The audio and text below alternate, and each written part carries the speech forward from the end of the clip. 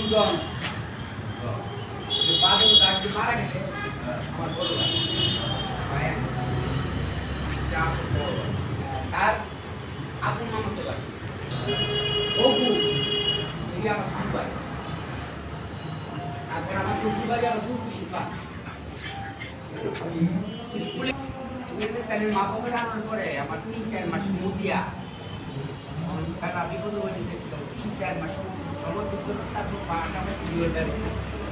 পাওয়ার পরেও জানি তো পাশাপাশি পাইনি না পাই না পাইলে করে দেয় থাকে না মা বাবা আজকে 1 মাসের তখন ভাই তারপরে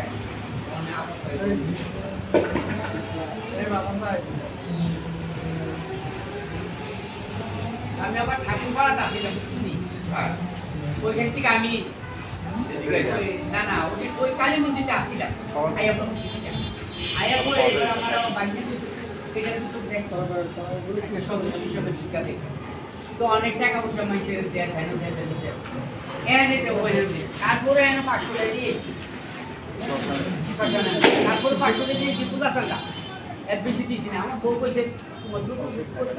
আমার কাছে দাবি করছে চাল না অনেক কিছু দিতে পারো আমি চাই নাই আমার বুঝি হয় নাই কারণ এরা অনেক বলতে গেলে আপনার কোনো খারাপ মান নামে দিবে ওরা সমাজ কি জিনিস দাম কি জিনিস এটা না এই যে আপনার আমি নতুন আইসি যে একটা আপনার দেন বা দেখে কোন দাদা কই দেন বা কি এটা দেখো এটা আমার অনেক কিছু এটাই তো অনেক কিছু আমাদের টাকা দিলে আমরা খোঁজ খবর নেব এটা না কিন্তু ওখানে তো মোটা আপনি যদি আইছেন আপনাদের সাদা দিবেন আপনি জানেন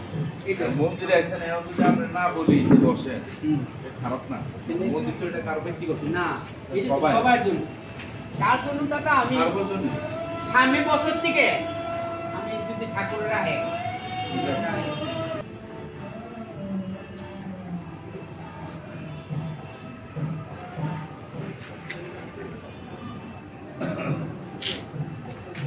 ভিডিও চলতেছে নাকি